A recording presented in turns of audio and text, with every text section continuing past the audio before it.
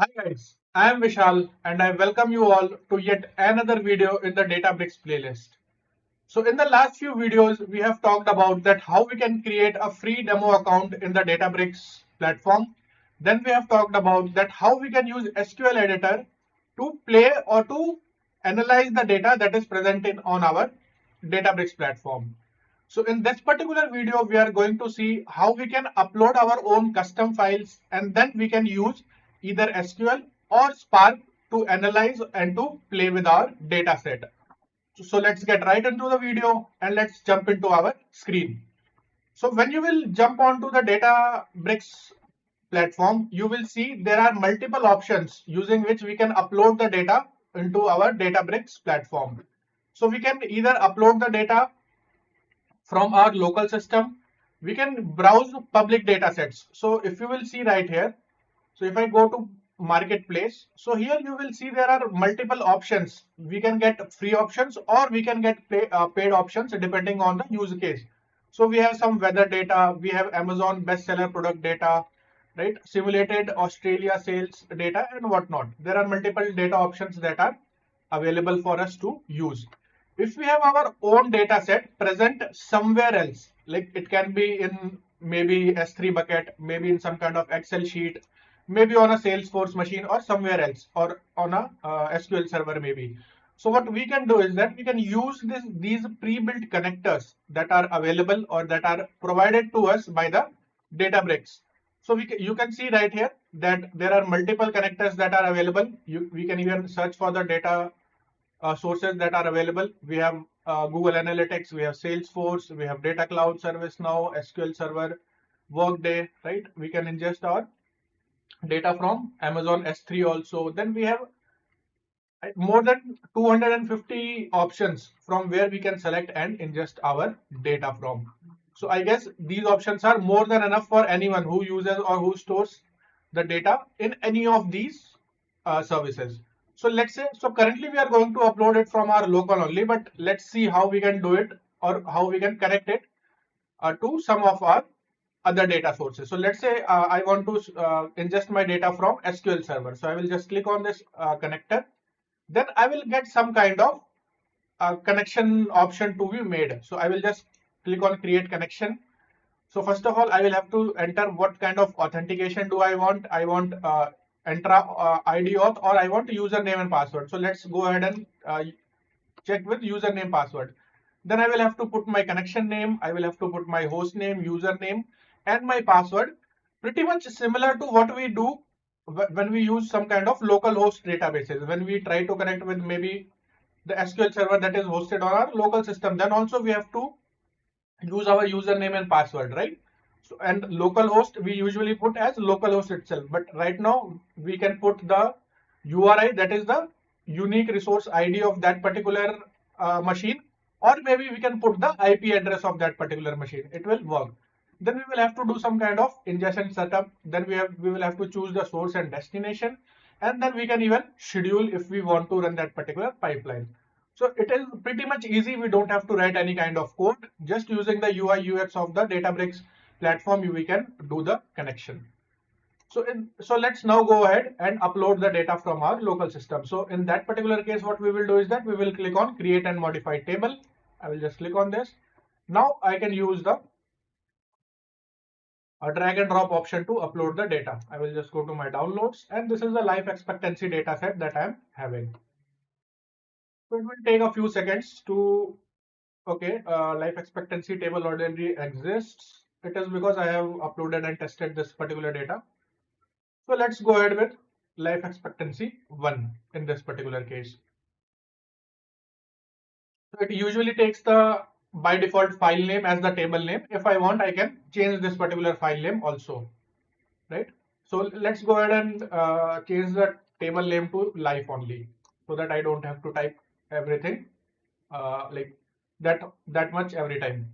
I can also, what I can do is that I can either create a new table and I can also overwrite an existing table. So if the table is already present in my catalog, so in that particular case, I can overwrite that particular table and the data will get inserted into that particular table only, overriding overwriting all of the current data that will be present.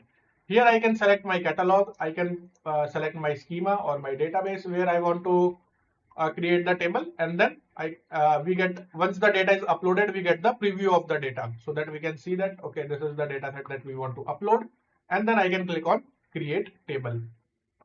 Again, it will take few more seconds to create the table. So one interesting thing in this particular platform is that the table that we create, it's not a normal or your usual SQL table. So in this particular case, the table will be a delta table. Why? Because in the previous videos, we have already seen that databricks work on lakehouse architecture, right?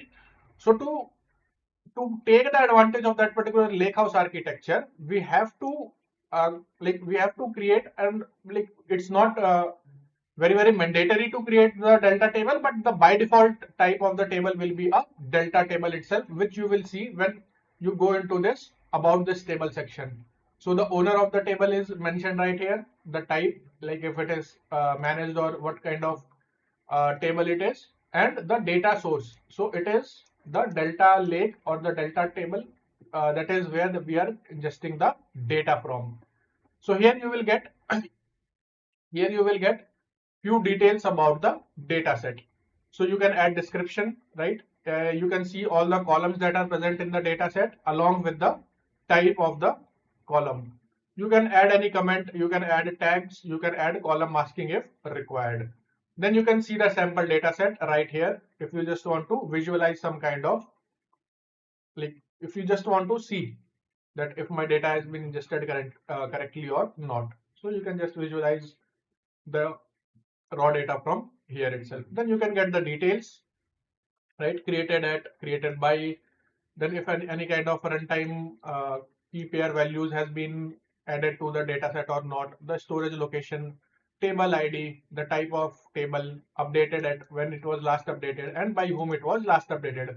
So all these things are, all these informations I would say are useful when we are working in an organization. So when multiple people are working on the very same table, then these all these information are very handy. Then we have some kind of metadata and properties that are present here for the table. Then we can have permissions. So these permissions are usually given by the administrator. So either I can have some kind of, so let's say if I'm working in an organization, so it's not that I can do some kind of write operation on all of the tables. There may be a condition where I just have the read permission of some of the tables. So this is the place where I can grant or revoke the access of some people of the organization. So this is more handy and more useful when we are working like multiple people are working together. If we are working just on our own or in the practice session, it's not that much required. So we can add some kind of policies if required. We can see all of the history that is for this particular table that has been created. So if you will, if you remember, so the data governance part, we had an option, and like we saw that we can maintain the history and the versioning of the table. So this is exactly where you can maintain and you can see the history and the versioning of the table. So currently the table is right now in the version 0. Then we can use the lineage we can use lineage data right here, right? We can have the insights of the data and we can do the quality check also. So this is in a nutshell what all properties that are provided by the Databricks platform of a particular table to us. Now let's jump on to this particular new tab and we will create a new notebook now. So once I will click on the notebook, so a new notebook will be created. Now I will have to connect my notebook to a server so that we get the runtime environment. So here if you see, we have multiple options of the programming language that we can choose to work in. So we can either go ahead with Python. So even if we want to work with PySpark, Python environment will be suitable for us. Then we can go ahead with SQL, we can use Scala, or we can use R to interact with our data set. It's not that you have to learn all of these programming languages. Either one or two language will be more than enough for you, right? So now what I will have to do is that I will have to read my data here in the notebook. So how I can do it? I will create a data frame, and then what I will do is that I will read my data using spark dot read dot table, and now I will have to put the part of the table where it is present. So how you can get to know where the table is present? So I will go into the catalog,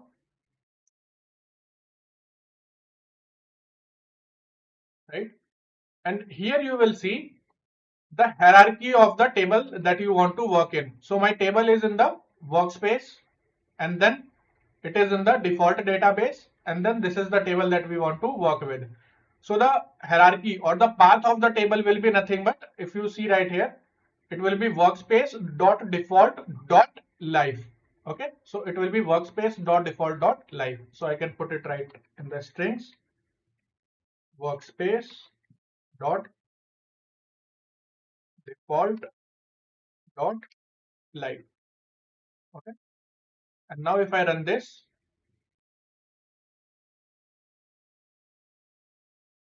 in the pandas, if you guys have noticed, so even if I write just df, the data frame will be visible to us, right? But in Spark, this is not the case. It is because Spark works on lazy execution. So there is something called as action functions, that till we don't call that particular action function, the data frame will not be displayed to us. So display is the action function that we usually use to display our data frame.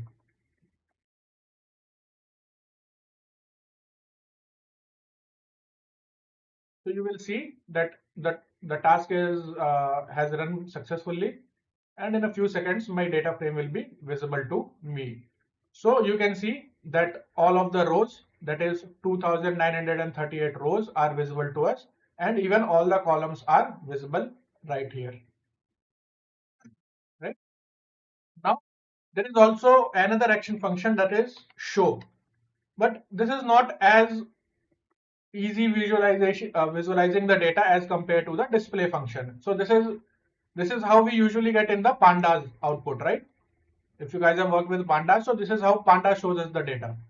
So it's not that much easy and that much good for viewing the data. So we usually go ahead with the display action function, but you should know that there is also an option for the show action function, right? Now what I will do is that let's get to know about the schema of my table. So in this particular case, I will use print schema, and I will run this particular command, right? So you will see that we have got the schema of all the columns that are present. So country column, so the data type of that particular column is string. So if nullable is equals to true, means if null value in that particular column is allowed or not. So if the nullable option will be true, and if we maybe manually or for any reason, if we want to insert some kind of null value, it will give us an error. So this is what this nullable equals to true tells us.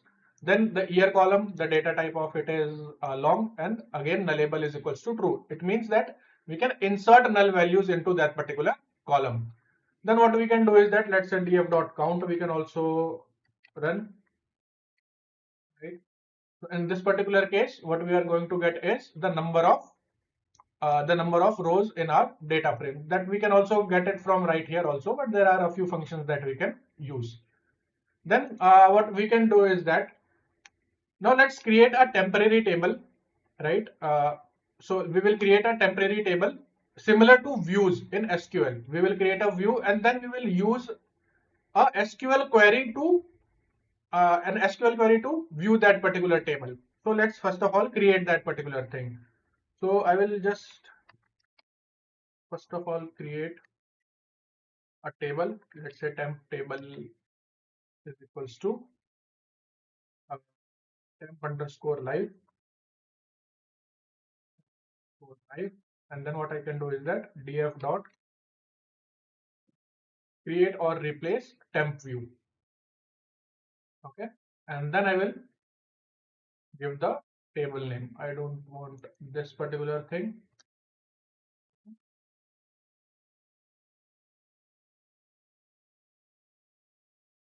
So now the temporary table has been created. Now what I will do is that I want to now use SQL in my current environment. So if we will look closely, so Python is the programming language or the environment that we are working in. Now if I want to run an SQL query in this particular environment, is it possible? So yes, Databricks gives us an option that it is possible. So how we can do it? That we will have to use a decorator using the percentage sign, right? So I can use percentage SQL, and if you will notice closely in this particular cell only. So currently the by default environment of this particular cell is nothing but Python, but now it will be changed to SQL once I use the decorator. Just see, right? Uh, like when the decorator got implemented, the environment of only this particular cell, not whole of the environment, only this particular cell got changed, right? And then what I will do is that I will just write select star from temp underscore live table, and I will run this particular command,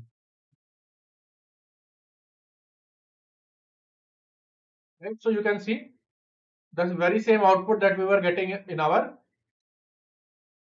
spark.read command or the data frame like right from our data set. It is because we have created the temporary view of the whole of the data set. We have not put any kind of condition. Now let's say if I want to view something as the, like if I want to check that what is the average life expectancy of every individual country. So how can I do it? I can use it like I can use a query as select country,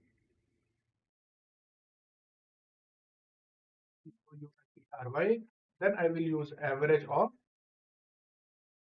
life underscore C column, right? From life table, and obviously I will group by country, right? So it has given me a hint, and because I know that the hint is correct, I am using the hint, right? And then I will just execute this particular cell. Okay, cannot be resolved. I must have given the wrong name of this particular. Now, so now you will see that for every country, here I can also put the alias, let's say as average life. Okay. Now if I will run,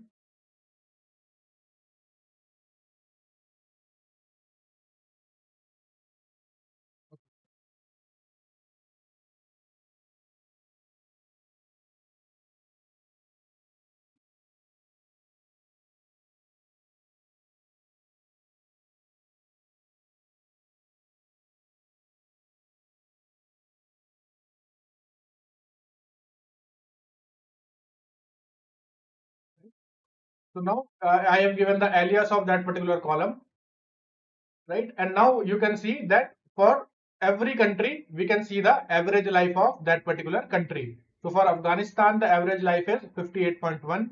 For Albania, the average life is 75. For Algeria, it's 73. Now let's check if India is present or not. Yeah, so India is present, and for India, it's 60.5, 65.41. So this is how we can ingest our data, that is if it is present on our local system, and we can get it uploaded in the Databricks platform, and we can play and visualize with that particular data set. So this is it for this particular video. I hope you learned something new. Let's connect in the other video, and let's keep learning about Databricks platform. Till then, keep learning and keep growing. Bye bye.